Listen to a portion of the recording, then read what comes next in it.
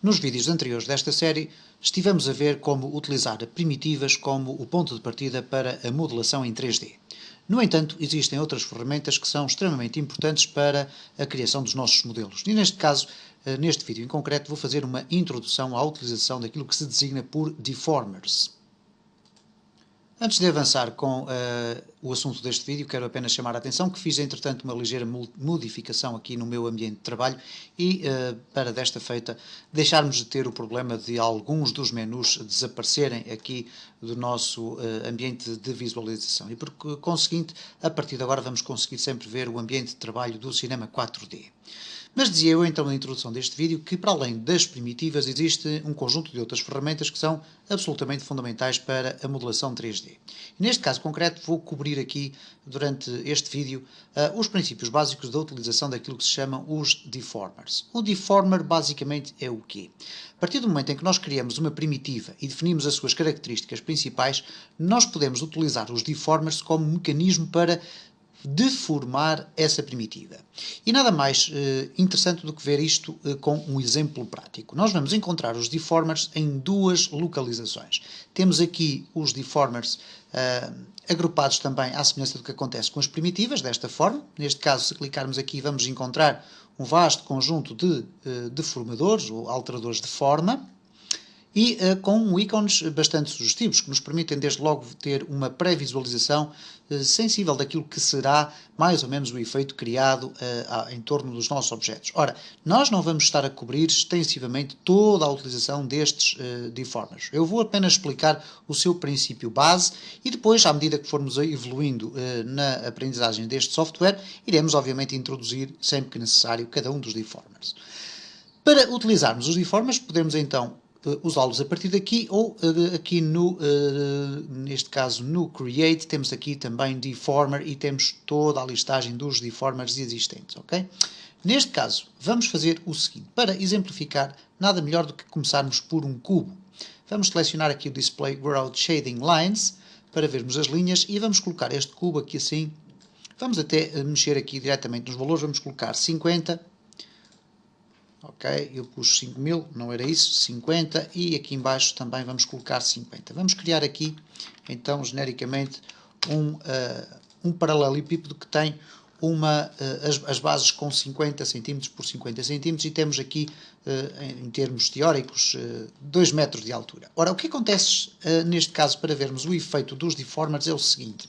Vamos acrescentar aqui no eixo Y vários segmentos, ok? Isto é, várias linhas que nós vamos ali colocar propositadamente para podermos então ver o efeito do deformer. Vamos colocar aqui, por exemplo, 12 divisões, ok?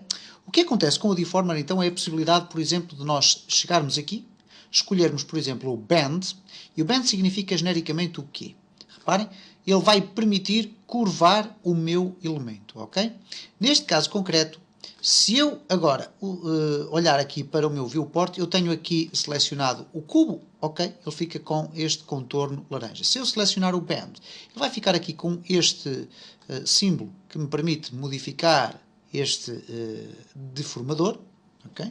Mas, no entanto, vai ficar aqui com esta caixa à volta de um determinado objeto. Ora, como podem ter verificado já, eu estava aqui a fazer algumas alterações, mas nada acontece ao meu objeto primitivo.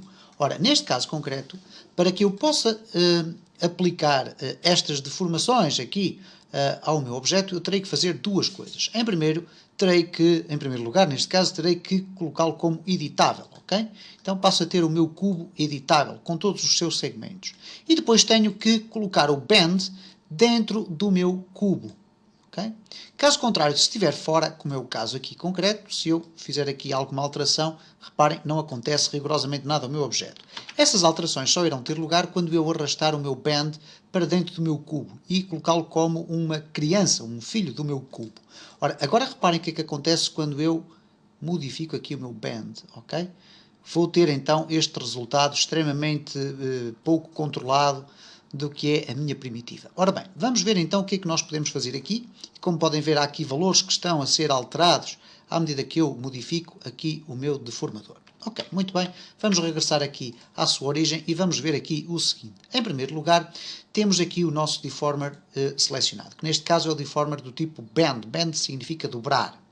Temos depois aqui no painel de atributos deste objeto, temos aqui todas aquelas características que genericamente são atribuídas a qualquer objeto, as questões da visibilidade, etc. Nas coordenadas, a mesma circunstância.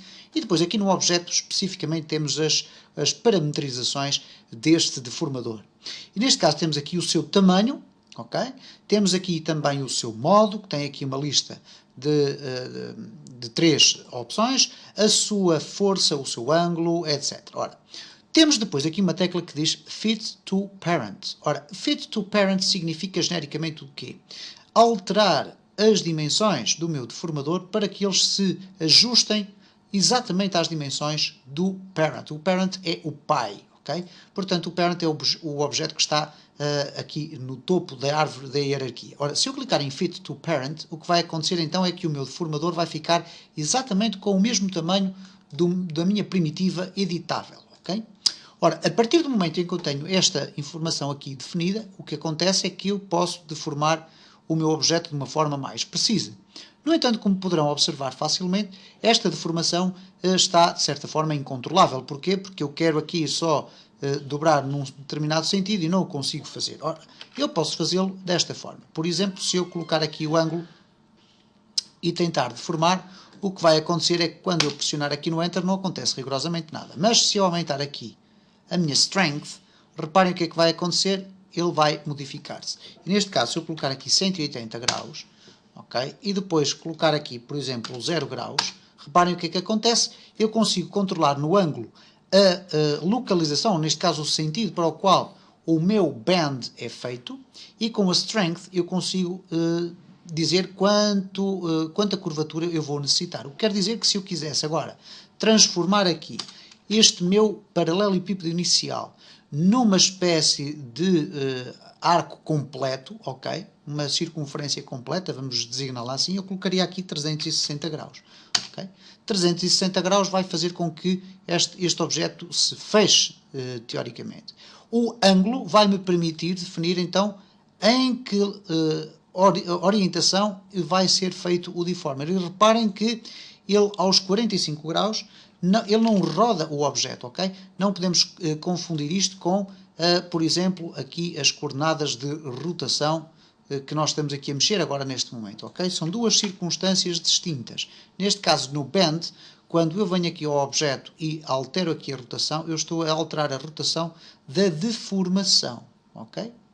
E reparem então que eu posso aqui alterar isto desta forma. Uma das formas mais simples também de fazer este tipo de operação é, por exemplo, recorrendo aos viewports, ou neste caso ao viewport, mas ao tipo de painéis que são os painéis frontais ou verticais, não, peço desculpa, frontais, laterais, como é o caso do right e do left. Isto é, se eu pressionar a tecla do meio do rato e tiver acesso aqui a esta zona onde me aparecem os 4 painéis diferentes, eu posso ir aqui ao front, fazer um clique com o botão do meio do rato, ampliar, e quando eu for alterar aqui este meu modificador, o que vai acontecer, reparem, o ângulo já está por defeito pré-definido aqui, de forma a que não seja alterado em função dos 3 eixos, ok? E reparem agora que quando eu pressionar aqui novamente e regressar, eu tenho o meu modificador só a ser orientado no eixo do X. Portanto, é outra forma de nós podermos trabalhar com o modificador.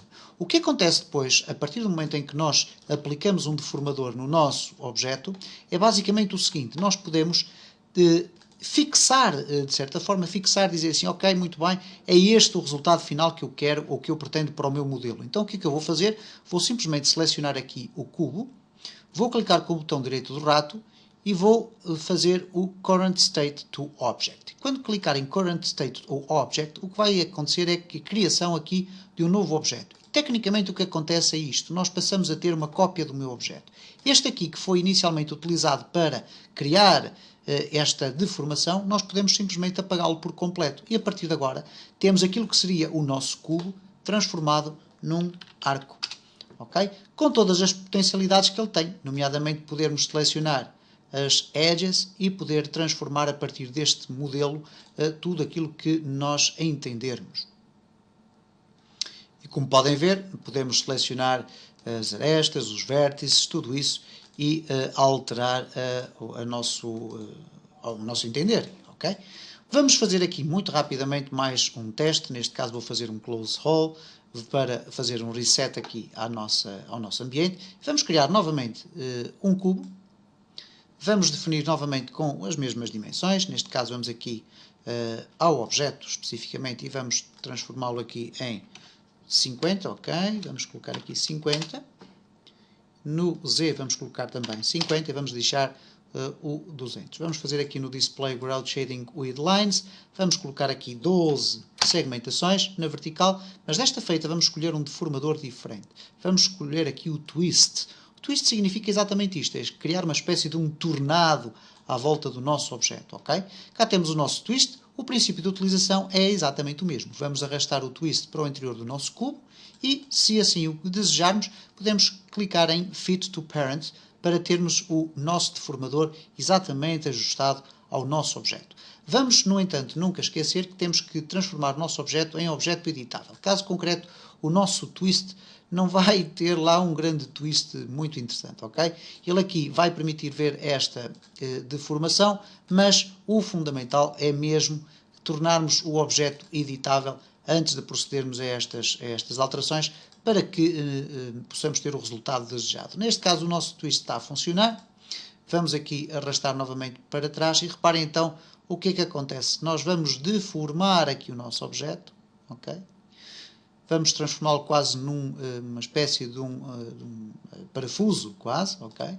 Quando quisermos que o objeto seja então definido como sendo o aspecto final, eu posso clicar com o botão direito rato por cima do cubo, escolher Current State to Object e automaticamente apagar também aquela parte de cima e tenho aqui o meu cubo completamente deformado com todos aqueles aspectos que eu aqui já referi anteriormente. Neste caso, a possibilidade de mexer cada um destes elementos de forma individual.